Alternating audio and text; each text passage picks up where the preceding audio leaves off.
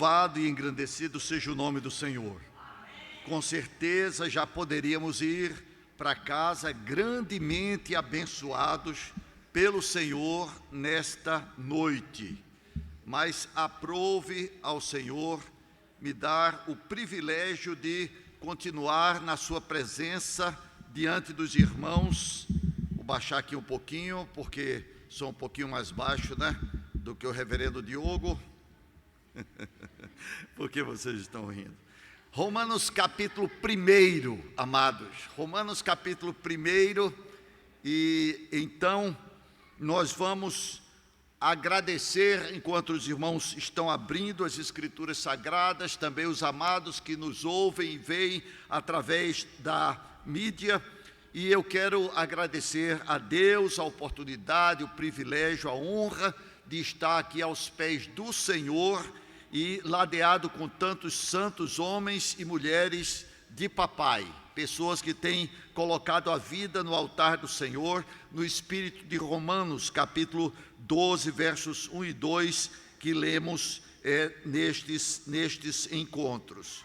De modo que vou ler os versículos 15 a 17 do primeiro capítulo de Romanos, que diz: Por isso, quanto a mim, escreveu Paulo, estou pronto a anunciar o Evangelho também a vós outros em Roma, pois não me envergonho do Evangelho, porque é o poder de Deus para a salvação de todo aquele que crê, primeiro do judeu e também do grego, visto que a justiça de Deus se revela no Evangelho de fé em fé, como está escrito: o justo viverá por fé.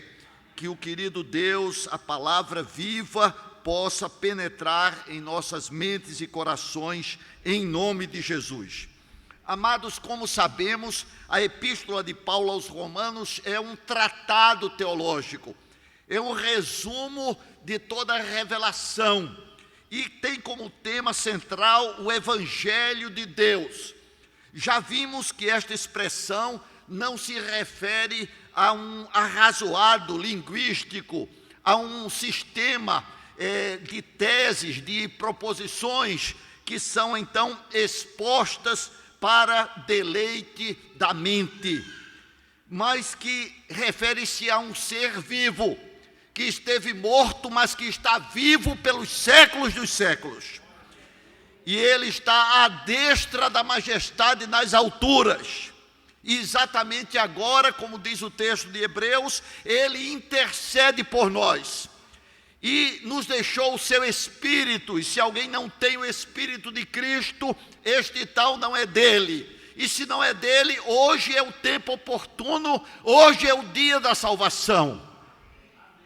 E este Espírito nos guia a toda a verdade. E este Espírito nos ilumina, desvendando os nossos olhos para que contemplemos as maravilhas da sua lei. É interessante porque estes primeiros 17 versículos, eles referem-se ao Evangelho em 5 oportunidades. Se não, vejamos o verso 1, no final, o Evangelho de Deus. Na sequência, nós temos a citação também do Evangelho no texto bíblico. E depois, em outros versos, por exemplo, o verso 15, que acabamos de ler, o verso 16, que também foi lido, o verso 17, que também foi trazido neste momento. De modo que o Evangelho de Deus é o tema central desta exposição do Espírito através de Paulo. Aqui nós temos o coração da epístola, segundo alguns estudiosos: pois não me envergonho do Evangelho, porque é o poder de Deus para a salvação de todo aquele que crê. Versos 16 e 17. Eu gostaria de fazer 3 destaques neste texto que acabo de repetir a leitura. Em primeiro lugar, o Evangelho é encorajador. O texto diz: pois nas palavras de Paulo, não me envergonho do Evangelho. Porque o Evangelho encoraja, porque o Evangelho nos faz andar altaneiramente, porque o Evangelho nos coloca de cabeça erguida, exatamente porque estamos assentados nos lugares celestiais em Cristo Jesus. E somos abençoados com toda sorte de bênção espiritual, também pelo Evangelho da graça, o Evangelho do reino, o Evangelho de Deus. Gostaria de citar aqui o texto de Romanos, capítulo de número 8, versos 31, que o Evangelho é encorajador, e o Evangelho não é motivo de acanhamento, de vergonha. Pelo contrário, andamos de forma altaneira, porque sabemos em quem temos crido. O Evangelho nos traz segurança. O capítulo 8, verso 18 e verso 31, na sequência diz: que diremos, pois, à vista destas coisas? E já vimos hoje pela manhã que coisas são estas que foram citadas aqui pelo nosso pastor, reverendo Diogo. Ele nos predestinou, ele nos chamou. Verso 30, que antecede o versículo lido: que diremos, pois, à vista destas coisas? E destas refere-se, portanto, à predestinação, à vocação, à justificação e à glorificação. E para evitar qualquer dúvida naquilo que foi exposto, gostaria de lembrar que no tempo a glorificação ainda não se deu. Ainda tenho esteatose, gordura no fígado, ainda estou precisando usar óculos por conta do astigmatismo, da miopia. Contudo, ela é tão certa, ela é tão segura, é indubitável que ela expressa no tempo passado a semelhança da predestinação, da vocação. Predestinou, chamou, justificou e glorificou, a despeito de que ainda não se concretiza no tempo. Chama-se um pretérito profético, ou seja, é tão certa a ação de Deus na história da redenção do seu povo, que é expresso de forma passada, embora que no tempo e no espaço ainda esteja para ser consumada. Que diremos, pois, pergunta o texto, o Espírito através de Paulo, à vista destas coisas? Acabei de citá-las, relembrando aos amados. Se Deus é por nós, quem será contra nós? Ou seja, as obras ou a obra de Deus na redenção mostra que Deus é favorável àquele que foi alcançado pela graça, como veremos. Aquele que não poupou o seu próprio filho, em quem todos os tesouros estão habitando, antes por todos nós o entregou, porventura não nos dará graciosamente com ele todas as coisas? Quem intentará acusação contra os eleitos de Deus? A resposta é Deus quem os justifica. Não há mais condenação para os que estão em Cristo Jesus, porque a lei do Espírito da vida em Cristo Jesus te livrou da lei do pecado e da morte. Quem os condenará? É Cristo Jesus quem morreu, ou antes quem ressuscitou, realçando assim o estado final. Aquele que morreu não continua no túmulo, mas ressuscitou, está à destra da majestade nas alturas, intercedendo por nós e sustentando todas as coisas pela palavra do seu poder.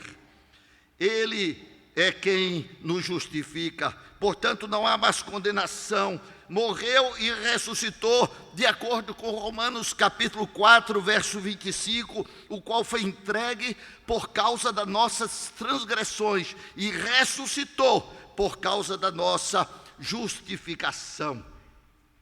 Quem nos separará do amor de Cristo? Será tribulação, ou angústia, ou perseguição, ou fome, ou nudez, ou perigo, ou espada?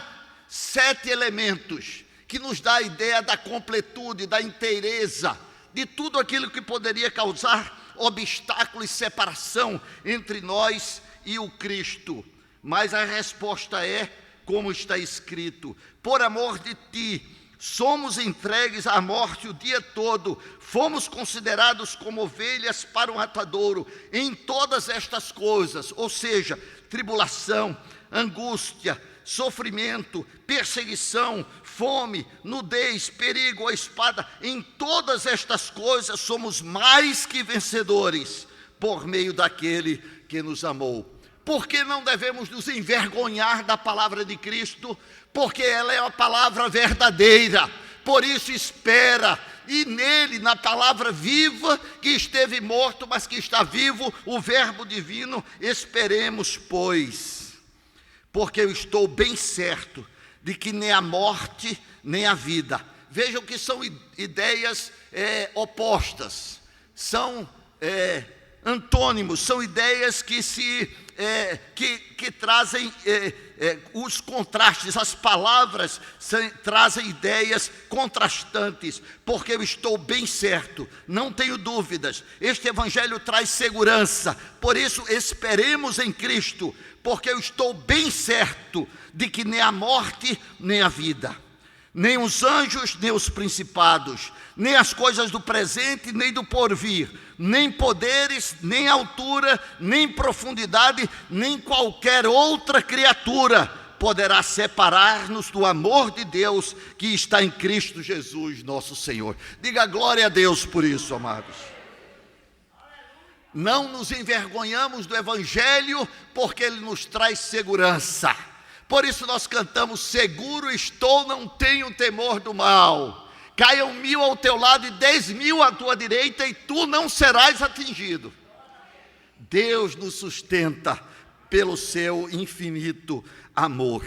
João 10, 28, disse Jesus às suas ovelhas: eu lhes dou a vida eterna, jamais perecerão eternamente, e ninguém as arrebatará da minha mão. E o verso seguinte, 29, diz: aquilo que meu Pai me deu é maior do que tudo, e da mão do Pai ninguém pode nos arrebatar. Nós estamos na mão do Filho, e nós estamos acobertados em a mão de Papai, e nada nem ninguém pode nos separar do amor de Deus que está em Cristo Jesus, nosso Senhor. Os nossos nomes estão escritos no livro da vida do Cordeiro. Por isso nós somos o povo mais feliz da terra. Ainda que a figueira não floresça, não haja fruto na vide, o produto da oliveira minta, nos currais não haja gado, contudo eu me alegro no Senhor e exulto no Deus da minha salvação. O Senhor é minha rocha. Por isso nós cantamos: seja engrandecido, ó Deus da minha vida. Tu és a minha rocha, tu és a minha segurança. Seguro estamos nas mãos do Senhor. Por isso, nos encorajemos, esperemos confiantemente, com a cabeça erguida. Ele me faz andar altaneiramente, a despeito das circunstâncias, de acordo com Abacuque, capítulo 3. Mas, amados, este versículo 16 do capítulo 1, que traz a confissão paulina: não me envergonho do Evangelho. Ele, no texto, no bojo do texto, da exposição de todo o livro, também nos traz encorajamento, não apenas porque nos oferece segurança, seguro estou, não tenho temor do mal, mas também porque é fruto da graça maravilhosa. Eu sou bem mais novo do que o reverendo Enoque, ele sabe disso. Quando eu estava iniciando o meu ministério pastoral em 78, Enoque já estava quase sendo jubilado na igreja presbiteriana do Alecrim. Depois vocês deem o parabéns para ele. Eu não vou me aproximar dele, porque a resposta do reverendo Enoque vai ser avassaladora, e eu talvez não esteja preparado. Mas, amados, é fato que o texto nos fala da maravilhosa graça. O reverendo Enoque e eu cantamos muito este hino: maravilhosa graça, maior que o meu pecar, Como poder contá-la? Como hei de começar? Pois alivia minha alma e nos guia em toda calma pela maravilhosa graça de Jesus. Portanto, amados, não nos envergonhemos jamais da palavra verdadeira, do Evangelho de Cristo, do próprio Cristo que é o Evangelho, porque ele é fruto da graça e não do mérito. Veja o que diz o texto, capítulo 9, verso 11.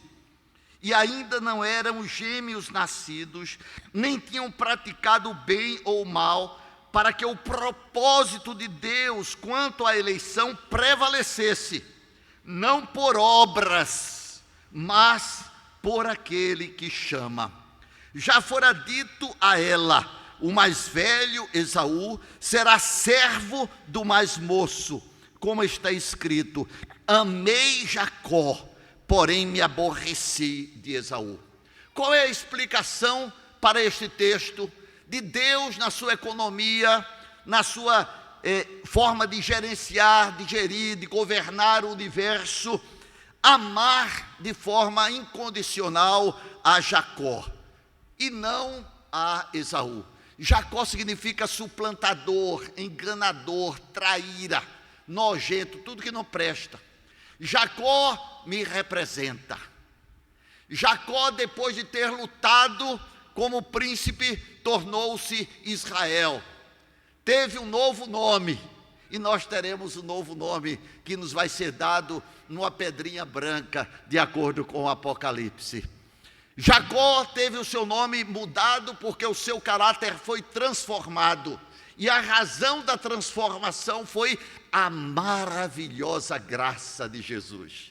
Não eram gêmeos nascidos para que o propósito de Deus, o decreto eterno, quanto à eleição prevalecesse, não por obras, não por mérito, não pelo currículo Lattes, não pelas ações de justiça, que são aos olhos divinos, que perscrutam, que sondam, que conhecem, como trapos de imundícia, mas pela maravilhosa graça. Amei Jacó, amei Jacó. Por isso, irmãos, nós não entendemos o amor incondicional de Deus, não entendemos. Por isso nós cantamos: não sei porque de Deus o amor a mim se revelou. Eu também não sei porque Ele amou a Clóvis, porque Ele amou a Diogo, porque Ele amou a você, porque Ele nos amou. Não há explicação. Como também não há compreensão e entendimento racional, lógico, dele ter aborrecido Esaú e ter amado Jacó, o suplantador. Ele não amou Israel, ele não amou o príncipe, mas ele amou Jacó. Há esperança para você, como também houve esperança para Saulo de Tarso, blasfemo, perseguidor e insolente, mas onde avultou o pecado, superabundou a graça, a maravilhosa graça de Jesus. Por isso, nós não nos envergonhamos do Evangelho, porque o Evangelho é Cristo, e o Evangelho que é Cristo veio buscar e salvar o que se havia perdido. E aquele contexto refere-se a um traíra, alguém que estava vendendo o seu povo e carreando impostos dos judeus para os romanos, Zaqueu. Mas disse Jesus: houve hoje salvação nesta casa, porque também este é filho de Abraão, este também é filho da fé. Em primeiro lugar, então, este Evangelho nos encoraja, nos anima, nos faz andar com a cabeça erguida, porque sabemos em quem temos crido. Em segundo lugar, queridos, este Evangelho, ele também é o poder de Deus para a salvação. Ele encoraja e ele salva. Amados, me permitam fazer dar uma ênfase neste aspecto. Por quê? Porque a maioria das vezes nós reduzimos a grande salvação, como escreveu o autor aos Hebreus, o escritor aos Hebreus, no capítulo 1, como escaparemos nós se negligenciarmos tão grande salvação? Esta grande salvação que provém do grande Salvador, do grande Redentor, cuja grandeza, diz o salmista, é insondável, é inconcebível do ponto de vista humano. Deus, diz o texto teológico, é espírito infinito, eterno, imutável em seu ser, bondade, sabedoria, justiça, verdade, etc. A sua grandeza é insondável. Tão grande salvação, exclama o escritor aos Hebreus. Ela não pode ser reduzida apenas ao ato justificador de Deus. A justificação é fundamental, como vimos hoje, capítulo 3, verso 21, até capítulo 5, verso 21. Citando aqui o que mencionamos pela manhã: justificados, pois, mediante a fé, temos de forma contínua, duradoura, permanente, pois ali temos um presente verbal grego que traz essa ideia de continuidade. Mas a salvação prossegue na santificação. Alguém já disse, essas palavras não são minhas, eu as li pela primeira vez num texto antigo chamado Curso de Doutrina Bíblica, publicado pela então Casa Editora Presbiteriana, hoje identificada como Cultura Cristã, que a justificação é a salvação, a vida realizada, conclusa no passado, e que nos livra da penalidade do pecado. Guardem bem estes 3 P's: penalidade, poder e presença. As palavras não são minhas, são do texto, da fonte já citada. De modo que a salvação envolve o ato justificador. A justificação é um ato da livre graça. Quem constrangeu, a não ser o próprio Deus, a agir graciosamente para com o suplantador Jacó? Quem o moveu? Quem foi o seu conselheiro? Quem primeiro lhe deu a ele para que ele venha a ser restituído? Resposta às questões retóricas: ninguém. Deus agiu e age de forma soberana. E agindo Deus, complete: quem impedirá? Justificação, portanto, é a salvação no aspecto passado. Quando Deus nos livrou da penalidade, da condenação, não há mais condenação para os que estamos em Cristo Jesus. Mas a salvação envolve um aspecto presente. A salvação nos livra do poder, do domínio do pecado. O pecado não mais terá domínio sobre vós, porque não estáis debaixo da lei, e sim da graça. Permaneceremos no pecado para que a graça seja mais abundante? De modo nenhum. Como permaneceremos no pecado nós, os que para ele morremos? Com Cristo foi crucificado, com ele o nosso velho homem, para que andemos em novidade de vida. Romanos capítulo de número 6, já visto. Mas a salvação tem um aspecto temporal, futuro, escatológico. Ainda que certo, ele não foi concluso no tempo. Ainda aguardamos, ainda esperamos, porque a palavra é verdadeira, querido pastor e cantor. Nós esperamos nela a conclusão final. E assim nós seremos glorificados, porque seremos semelhantes a Ele, pois havemos de vê-lo como Ele é.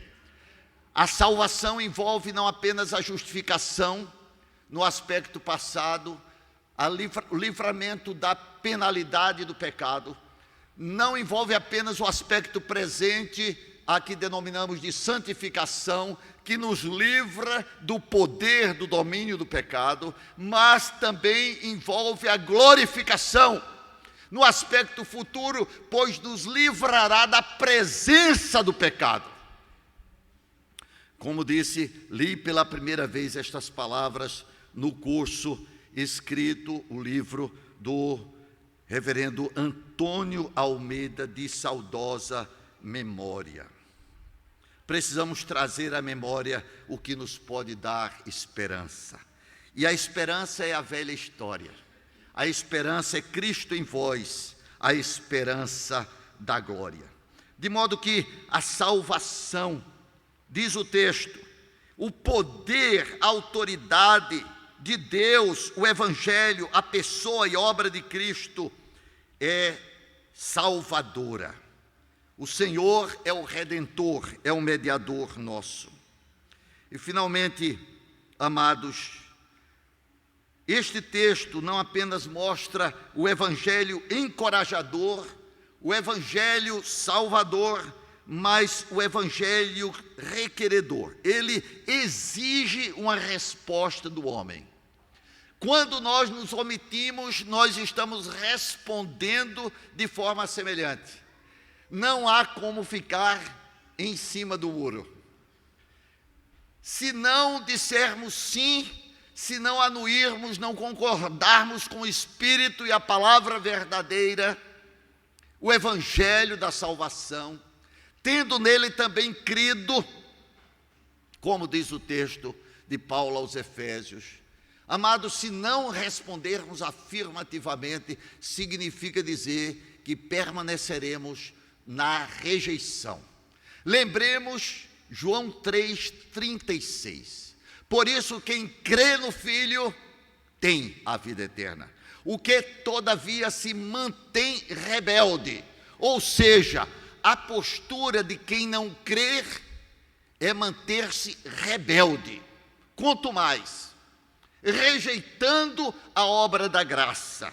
E o texto diz, para a salvação de todo aquele que crê, todo aquele que espera, todo aquele que confia, todo aquele que exercita a sua fé na direção do Cordeiro. O texto do Antigo Testamento diz o Senhor, olhai para mim e sereis salvos. A serpente foi levantada no deserto para que todo aquele que estivesse maldito e condenado à morte sarasse, curasse e tivesse vida e vida com abundância. É preciso olhar, é preciso crer, é preciso confiar, é preciso esperar, é preciso exercitar o presente de Deus para o seu coração. A palavra está perto de ti, na tua boca e no teu coração. A palavra da fé que pregamos. Visto que a justiça de Deus se revela no Evangelho de fé em fé. Como está escrito, o justo viverá por fé. Amados, vocês se recordam de que a primeira menção desta verdade, o justo viverá por fé, foi feita através de um profeta que significa abraço. Se você está junto da sua esposa, abrace-a agora. Se você não tem esposa, então aguarde o momento certo. Não tome nenhuma providência antes do tempo. Abrace só com o coração pela fé. Amém? Amém. Glória a Deus. Então, amados, preste atenção. O profeta chamado Abraço é mais conhecido como Abacuque. 6º século antes de Cristo, antes da era cristã. E Abacuque, como os irmãos conhecem, são apenas 3 capítulos. Eu desafio os irmãos a lerem antes que eu chegue lá em São Paulo, na manhã da segunda-feira. 3 capítulos apenas. Abacuque questiona Deus. Abacuque vê a injustiça, vê uma série de males sociais e diz, só eu vejo. Deus, o Senhor não está enxergando essas coisas com o teu povo, o povo da aliança. Só eu estou incomodado. E Deus, com a sua extrema paciência, longanimidade, misericórdia e graça, diz a Abacuque, fique calmo, meu filho, em outras palavras, porque eu vou exercer justiça sobre aqueles que estão agindo de forma inadequada. Eu vou levantar um povo que é o povo caldeu, para dar uns cascudinhos no povo judeu. E Abacuque, como eu e você talvez, sem entender, porque ele queria uma outra solução, questionou novamente o Senhor, dizendo: eu não entendo, o Senhor se diz justo, mas como é que vai usar um povo que é pior do que o teu povo, o povo judeu, para nos disciplinar? Eu não entendo. E Papai do Céu mostrou 5 lamentos que o povo caldeu também seria alvo da sua justiça. E assim, Abacuque reconheceu a sua pequenez, reconheceu que as circunstâncias não devem nortear a nossa caminhada e expressou: o justo viverá da fé, visto que andamos por fé e não pelo que vemos. Então, este texto, esta verdade, no 6º século antes de Cristo, foi usada pelo Espírito através do apóstolo Paulo aqui no texto de Romanos e também na sua epístola aos Gálatas, em que ele defende a fé em contraposição às obras humanas. De modo que o justo viverá da fé é uma verdade recorrente na progressiva revelação já consumada das Escrituras. Mas há um outro aspecto que eu gostaria de destacar, relembrando estas verdades aos santos irmãos e irmãs. Esta expressão está escrito, me permita, ela está registrada no que chamamos de perfeito verbal. Os tempos verbais no texto, na língua neotestamentária, eles são mais qualitativos do que cronológicos. E não há uma correspondência plena. Aqui nós temos o perfeito verbal grego, que traz a ideia perfeita, ou seja, uma ideia conclusa, a vida realizada no passado, ou seja, 6 séculos antes, Abraço, popularmente chamado de Abacuque, escreveu: o justo viverá da fé. Ele não estava mais escrevendo, ele já estava numa outra dimensão, aguardando a ressurreição do corpo, mas ele escreveu, ponto e pronto. Contudo, os efeitos daquele texto perduraram e estão aqui ainda hoje em plena validade. Não houve perca de autoridade e de poder, porque os efeitos perduram até o tempo histórico e transcende, porque a palavra de Deus é eterna. Ou seja, graficamente, se isso puder ajudar o entendimento do sentido do está escrito, que é o mesmo, como vocês já conhecem muito, tetelestai, não é? Ou está consumado. Aqui está escrito, é a mesma forma verbal, ou seja, o texto foi escrito, no caso, há 6 séculos antes de Paulo. Contudo, a sua validade, a sua contemporaneidade, a sua importância, a sua relevância permaneceram no texto paulino e, por extensão, até nós no dia de hoje. Aqui continua sendo válida a verdade: o justo viverá por fé.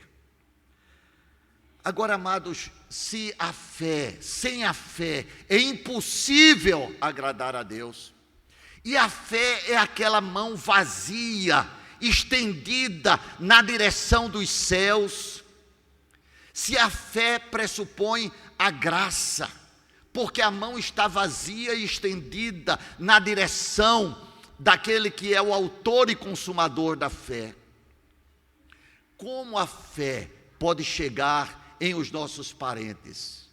Como a fé pode chegar em os nossos colegas de trabalho? Como a fé pode alcançar os desconhecidos? Como eu disse em outra oportunidade, nesta passagem, breve, curta, entre os queridos e amados irmãos. Eu sou extremamente limitado. Eu não canto bem como o amado pastor. Eu não toco bem como o estimado Diego. Eu não componho coisa nenhuma. E assim sucessivamente. Por isso que Deus disse: meu filho, para você não ficar sem fazer nada, você faz uma faixazinha e sai pela rua, anunciando com essa faixa, porque lê até quem passa correndo, texto lá de Abacuque. E assim eu tenho estas limitações todas, e eu saio por aí tentando semear da maneira que eu posso, para não estar escondendo o único talento que me foi dado. De modo que nós temos muitas maneiras de semear a palavra. Nós podemos e devemos usar todas, desde que sejam santas, dignas do santo evangelho. E a palavra, ela testifica e produz fé. Romanos capítulo 10, verso 17. A fé vem pelo ouvir, e o ouvir a palavra de Cristo. Eu gostaria que os irmãos lembrassem da estrutura de Romanos 9, 10 e 11. Em Romanos 9, nós lemos há pouco a eleição graciosa. Amei a Jacó. Em Romanos 11, nós temos a doxologia. Como é que Deus ama um suplantador, um nojento, um traidor? E a resposta está nos versos 33 em diante. Ó profundidade da riqueza, tanto da sabedoria como do conhecimento de Deus. Quão insondáveis são os seus juízos e quão inescrutáveis os seus caminhos. Tarefinha de casa. Você vai consultar o dicionário, ainda que seja no seu smartphone, no seu celular, o que significa inescrutáveis e o que significa insondável. Nem vou deixar para casa, porque talvez só nos vejamos na glória, não sabemos. Então, abra aí o seu celular e consulte inescrutável. Uma irmã vai consultar inescrutável e um irmão vai consultar insondável. Agora, no seu celular, rapidinho, enquanto eu tomo um pouquinho d'água. Quem achar um ou outra, por favor, leia bem alto e bem bonito. Já achou? Leia. Quem achou? Ninguém achou? Pode abrir o celular. Quase não se pode abrir o celular no culto. E hoje pode, abra o celular. Veja o que é inescrutável e outra, o insondável. Mais alto. Quem é que vai ler? Lá atrás.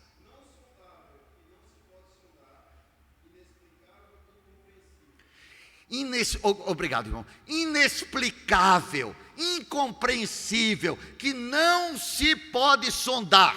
Inescrutável, irmã.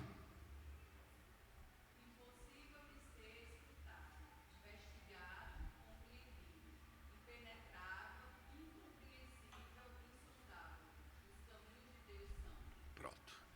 Os irmãos entenderam. De modo que tentar entender Romanos capítulo 9, o amor de Deus é insondável, inexplicável, incompreensível. Por isso ele pergunta: quão inescrutáveis são os seus caminhos, quão insondáveis são os seus juízos. Quem foi o seu conselheiro? Quem primeiro deu a ele para que ele viesse ser restituído? E a resposta é: porque dele, diga comigo, por meio dele e para ele são todas as coisas. A ele, pois, a glória eternamente. Eu estou lendo o capítulo 11. Estou me reportando ao capítulo 9. E entre o 9 e o 10, eu fiz um curso no exterior e descobri, e entre o 9 e o 11, esse curso me disse que existe o capítulo 10. E o capítulo 10, verso 13, diz assim. Você conhece, mas eu vou relembrar. Capítulo 10, verso 13. Porque todo aquele que invocar o nome do Senhor será salvo. Verso 11. verso 14. Como, porém, invocarão aquele em quem não creram? São perguntas retóricas, a resposta é óbvia: não invocarão. E como crerão naquele de quem nada ouviram? Não crerão, não crerão. O justo viverá não terão fé.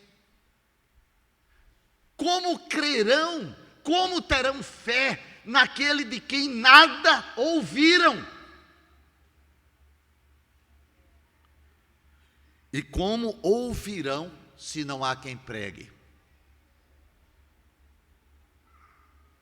Sobre quem repousa o privilégio, a honra de falar as verdades de Deus, a verdadeira palavra, o evangelho da nossa salvação, o Cristo glorioso. Sobre quem repousa o privilégio e a responsabilidade? E como ouvirão se não há quem pregue? Verso 15. E como pregarão se não forem enviados? Como está escrito: quão formosos são os pés dos que anunciam coisas boas. Isaías nos informa que ele nos deu língua de erudito para dar boa palavra ao cansado. Que palavra é melhor do que a palavra verdadeira, do que o evangelho da salvação, do que a palavra que traz vida, esperança, fé, confiança?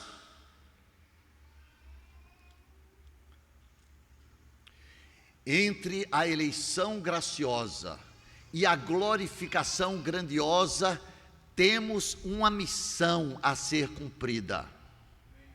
Entre os capítulos 9 e 11, não podemos omitir o capítulo 10, que nos responsabiliza na prática evangelística testemunhal do Evangelho da Graça.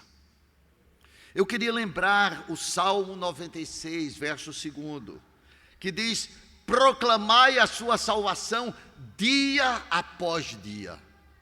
Gostaria também de lembrar que nós cantamos, reverendo Enoque muito antes de mim, mas eu também cantei aquele hino: quero ser um vaso de bênção. Como é que diz o outro versinho? Para todos os dias fazer. Aos culpados, irmãos, eu não vou pedir para nós cantarmos.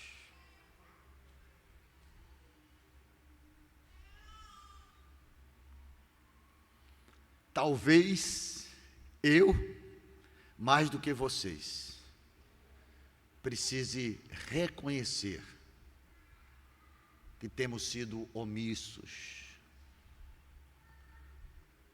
a despeito de termos uma jornada maravilhosa, e a prova material está aqui.